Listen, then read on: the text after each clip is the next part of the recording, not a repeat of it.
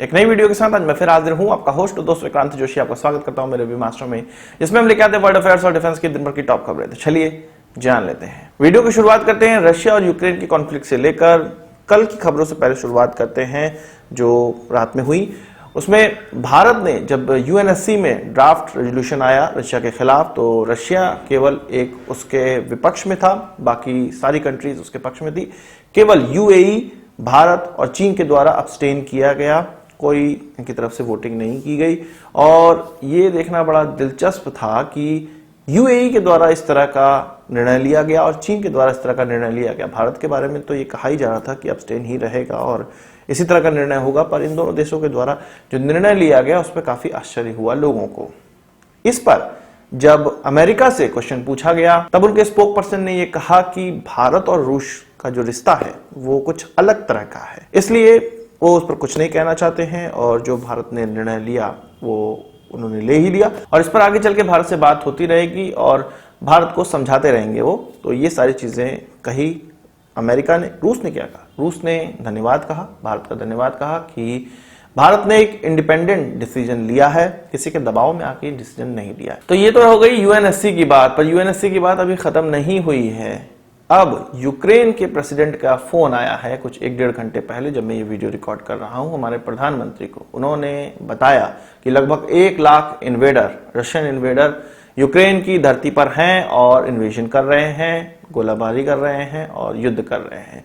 उन्होंने बताया कि इस इन्वेजन को खत्म करने के लिए, इस कत्लेआम को खत्म करने के लिए भारत की आवश्यकता है, पॉलिटिकल सपोर्ट की आवश्यकता है। यूएनएससी में भारत को पॉलिटिकल सपोर्ट करना पड़ेगा यूक्रेन का, ऐसा उनके प्रेसिडेंट का कहना था। पर इस फोन से पहले यूक्रेन के प्रेसिडेंट के द्वारा कुछ ऐसा कृत्य किया गया जिससे कि विश्व में उनकी वाहवाही हो रही है और एक स्ट्रांग लीडर की तरह वो निकलकर सामने आ रहे हैं। अमेरिका ने कुछ घंटों पहले उनसे ये कहा कि वो यूक्रेन छोड़ के जा सकते हैं, उनको निकालने के लिए एक टीम भेजी, पर उन्होंने मना कर दिया। उन्होंने कहा कि हमारे बीवी बच्चे, हमारे लोग, हमारा जो सब कुछ परिवार है वो यूक्रेन में है, मैं बाहर जाकर क्या करूंगा। और वो अपनी जो टीम है, अपनी जो आर्मी है, उसको फ्रंट से लीड करने लगे। वीडियो मैसेज भी उन्होंने जारी किया जिससे कि काफी वाहवाही हो रही है। एक कॉमेडियन जो कि एक स्ट्रांग लीडर बन के सामने आ रहा है, उभर के सामने आ रहा है। और यूक्रेन ने रशिया को कुछ हद तक रोका भी है। ये कहा जा रहा है कि यूक्रेन की तरफ से टफ फाइट दी जा रही है रशिया को, पर यह भी कहा जा रहा है कि रशिया ने कल के बाद हमला थोड़ा धीमा कर दिया था।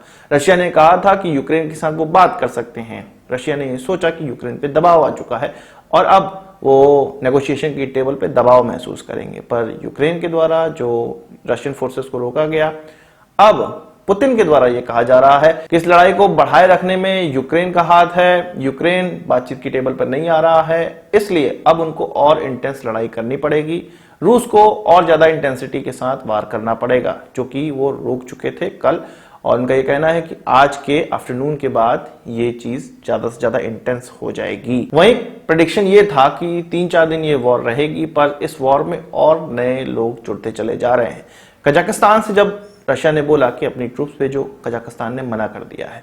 चेचनिया से बोला गया तो चेचन जो स्पेशल फोर्सेस हैं रशिया के पास भी हैं, और चेचनिया के जो कठपुतली नेता है, जो उनका राष्ट्रीय अध्यक्ष है, वो रशिया के द्वारा ही बैठाया गया है। उसके द्वारा कहा गया कि फुल सपोर्ट वो करेंगे और यूक्रेन भेजने को, अपनी सेना को बिल्कुल तैयार हो गए हैं, स्पेशल फोर्सेस को भेजने को तैयार हो गई। ये भी कहा जा रहा है कि इन स्पेशल फोर्सेस के पास यूक्रेन के नेताओं के, प्रभावशाली लोगों की फोटोज दी गई है और उनको मारने का काम सौंपा गया है। वहीं यूक्रेन की तरफ से अब टर्की भी निकलकर सामने आ गया है, क्योंकि नाटो का सदस्य देश है।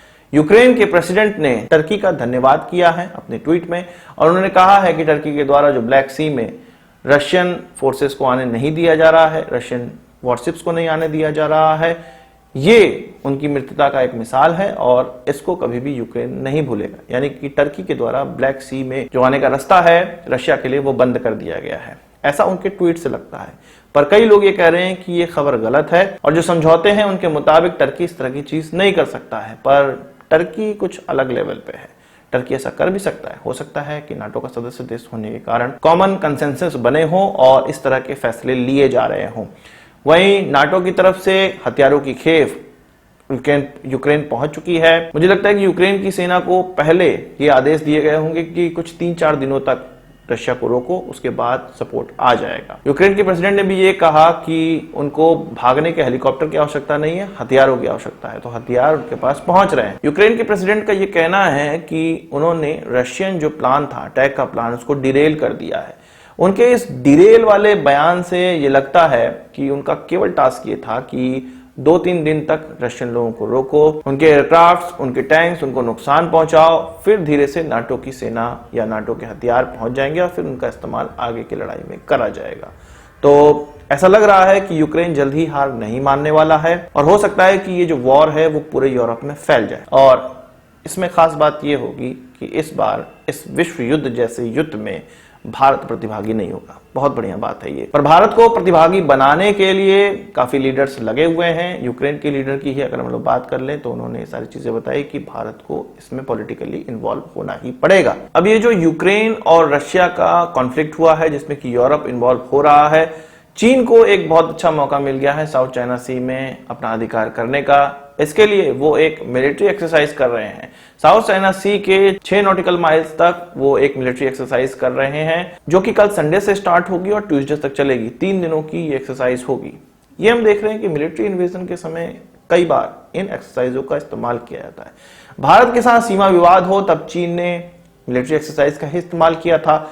अभी रशिया के द्वारा जो यूक्रेन में इन्वेजन किया जा रहा है उसमें भी मिलिट्री एक्सरसाइज का ही इस्तेमाल किया गया था। ये जो मिलिट्री एक्सरसाइज हैं ये अब कम्युनिस्ट देशों का एक हथियार जैसा बन गया है। कभी भी मिलिट्री एक्सरसाइज हो भारत के दुश्मन देशों में तो भारत को जरूर से सजग रहना चाहिए।